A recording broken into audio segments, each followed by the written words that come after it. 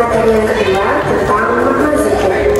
Arti zikir menurut bahasa adalah ini.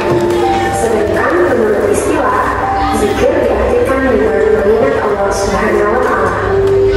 Kita diperintahkan untuk selalu berzikir kepada-Nya dengan mengagungkan kekuasaan dan kebesarannya agar terhindar dari kesombongan. Dalam perintah berzikir tertuang dalam Quran Surat Al-Ahzab ayat 41. Allah Subhanahu wa Ta'ala berfirman, "Ya ayyuhalladzina amanu dzkurullaha dzikran katsiran." Hai orang-orang yang beriman, berzikirlah dengan menyebut nama Allah, zikir yang sebanyak-banyaknya. Ayat tersebut menjelaskan bahwasanya Allah Subhanahu wa Ta'ala memerintahkan manusia yang beriman kepada-Nya dan mengingatkan Rasulullah SAW untuk selalu berzikir kepada-Nya, baik siang maupun malam, sendiri maupun berjamaah. Memperbanyak mengingat Allah Subhanahu wa Ta'ala dalam hati dan menyebutnya dengan lisan akan merasakan kehadiran Allah Subhanahu wa Ta'ala. Cara berzikir sebagai berikut. Yang pertama, zikir dengan hati, yaitu dengan cara bertafakur dan merenungkan ciptaan Allah Subhanahu wa Ta'ala sehingga timbul dalam pikiran bahwa Allah Subhanahu wa Ta'ala adalah Zat yang Maha Kuasa. Yang kedua, zikir dengan ucapan, yaitu mengucapkan lafal-lafal yang di dalamnya terdapat keagungan namanya. Contohnya adalah tahmid, tasbih, tahlil, takbir, membaca Al-Quran, dan juga sholawat. Yang ketiga, menaati perintahnya dan menjauhi larangannya merupakan zikir dengan perbuatan. Semoga kalian bisa Itu dia video pembelajaran yang sudah kalian simak ya. Tadi sudah mencatat hal pentingnya. Oke, saya cek siapa tadi yang tahu arti sholat secara bahasa. Tunjuk tangan. Sholat secara bahasa? Iya, doa. Siapa yang tahu arti sholat secara istilah? Raisa? Yaitu semua perkataan dan perbuatan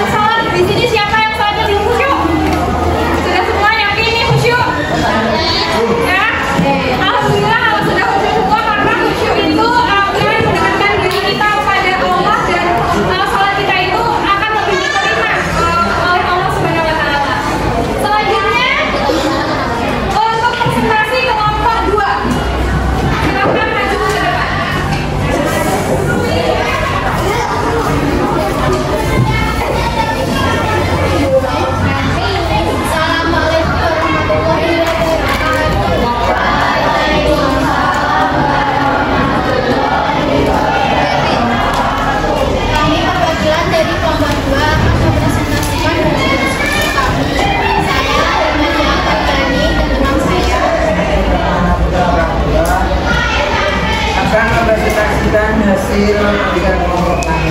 Di sini kami mendapatkan puzzle yang berisi tentang pertanyaan, yaitu mengapa sholat dan zikir dapat menjadi penenang dalam menghadapi kesulitan hidup. Sholat dan zikir dapat menjadi penenang dalam menghadapi kesulitan hidup karena keduanya menyediakan cara untuk terhubung secara mendalam dengan Allah. Melalui sholat dan zikir, seseorang mendapatkan kesempatan untuk menyampaikan keluh kesah, meminta pertolongan, dan merasakan ketenangan batin. Aktivitas ini menciptakan ruang untuk refleksi dan menguatkan mental, serta membantu mengalihkan fokus dari masalah duniawi ke hubungan spiritual, yang pada gilirannya mengurangi kecemasan dan memberikan rasa aman. Jadi itu hasil diskusi kelompok kami. Apabila ada pertanyaan silakan. Ada yang ditanyakan? Kami akhiri di sini. Assalamualaikum warahmatullahi wabarakatuh.